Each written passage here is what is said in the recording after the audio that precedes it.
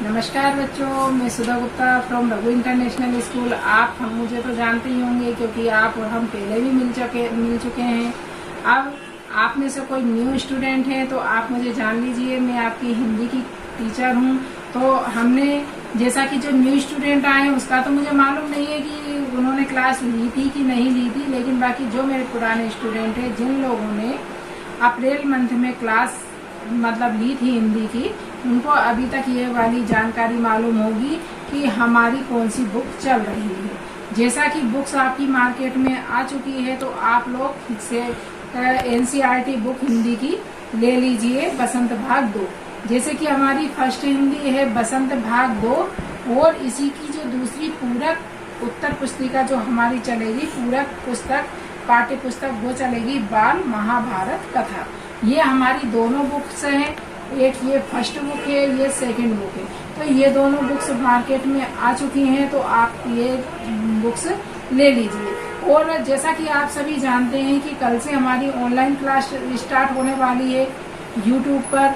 जैसे कि हमने पहले क्लास ज्वाइन करी थी, वैसे ही मैं आपसे निवेदन करती हूँ, आग्रह करती हूँ कि आप सभी को क्या लेना है, यूट्यूब पर आपको ये जो वीडियो शेयर की जाएंगी उनको आपको देखना है। और देखते समय आपको अपने साथ में क्या क्या सामग्री रखना है वो भी जान लीजिए। सबसे पहले तो आपके पास होना चाहिए पुस्तक। पुस्तक के बाद आपके पास होना चाहिए एक कॉपी जिसमें हम नोट कर सकते हैं, और उसके साथ होना चाहिए एक पेन।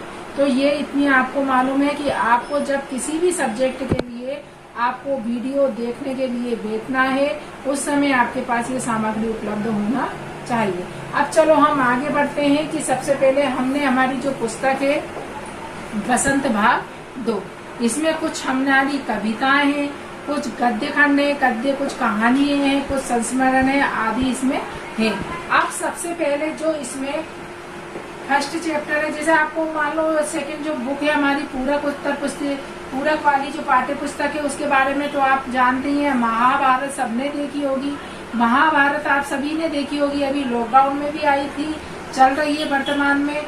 और इसके पहले जब लॉकडाउन लगा था तब भी महाभारत का प्रसारण किया गया था सीधा। तो महाभारत बाल महाभारत कथा के बारे में तो आप सभी जानते हो कि महाभारत का मतलब उसमें वो सारे छोटे छोटे किस्से हैं, छोटे छोटे वो दिए गए हैं टॉपिक जिनके बारे में आपको मालूम है। जैसा सबसे पहले भीष्म पितामह वाला दिया गया है, गंगा पुत्र वाला दिया गया है, और भी लाख का महल वाला दिया गया। मतलब उसमें पांडवों के बारे में पूरी विस्तृत जानकारी आपको प्राप्त होगी। महाभारत में जितने भी उसमें अध्याय आए महाभारत के बारे में, उन सब की आपको जानकारी महाभारत बाल महाभारत में प्राप्त होगी। तो इसमें तो आपको सभी को मालूम चल जाएगा कि बाल महाभारत कथा में क्या है। यहाँ पर जो महाभारत में छोटे छोटे टॉपिक थे, छोटी छोटी कहानियां थी, उनके सभी के बारे में बताया है। सभी का यहाँ पर अच्छा सुंदर तरीके से यहाँ पर वर्णन किया गया है। अब इसके बाद हम आगे चलते हैं, जो हमारी मेन पुस्तक है वो है बसंत भाग 2। अब बसंत भाग 2 में कुछ जो प्रश्नोत्तर आए हैं वह भी बहुत अच्छी तरीके से आए हैं, छोटे रूप में भी आए हैं, कुछ बड़े रूप में भी आए हैं। तो इससे आप विचलित ना हो कि भाई ये वाला प्रश्न का आंसर ये है कि इस वाले प्रश्न का आंसर ये है। छोटा है, अगर कोई प्रश्न आपको बड़ा दिखाई दे रहा है लेकिन उसका आंसर छोटा है तो कोई वो एक तरीके से एक सही उत्तर का दिया गया है। तो इसलिए आप ये बिल्कुल ना सोचे कि प्रश्नोत्तर इसके बड़े हैं या छोटे हैं, ये हम बाद में देखेंगे। अब सबसे पहले जो हमने अप्रैल माह में जो हमने वीडियो भेजी थी आपको यूट्यूब के माध्यम से, वो हमने सबसे पहले जो पार्ट था वो हम पंछी उन्मुक्त गगन के, और सेकंड पार्ट हमारा था दादी माँ का साथ। यह हमारा दादी माँ वाला आया, फर्स्ट सेकंड चैप्टर है, और फर्स्ट चैप्टर जो हमारी कविता है हम पंछी उन्मुक्त गगन के। अब इसके बारे में मैं थोड़ी सी चर्चा कर लेती हूँ कि ये हम पंछी उन्मुक्त गगन के में क्या था।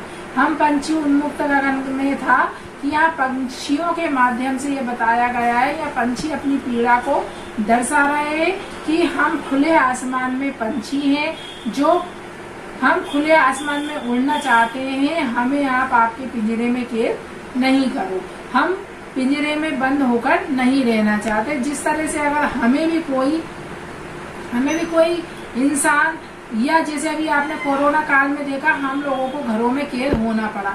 हम कैसे उसमें हो गए कि अगर हम 1 महीने के लिए घरों में हमें कैद कर दिया गया तो हमारी क्या स्थिति हो गई। हम घर से कहीं बाहर नहीं जा पा रहे थे, किसी से मिलना जुलना, शादियों में जाना सब खत्म हो गया था। यही हालत उन पंछियों की है जिनको हम एक पिंजरे में रख लेते हैं। अब जैसे आपने देखा होगा, खुले आसमान में जो पंछी उड़ते हैं वो कहाँ पर, कहीं भी किसी भी पेड़ पर जाकर इस डाली से उस डाली पर चलते, आपने देखा होगा कभी पंछियों को पानी पीते हुए, नदी बह रही है उसी में से पानी पीते हैं वो।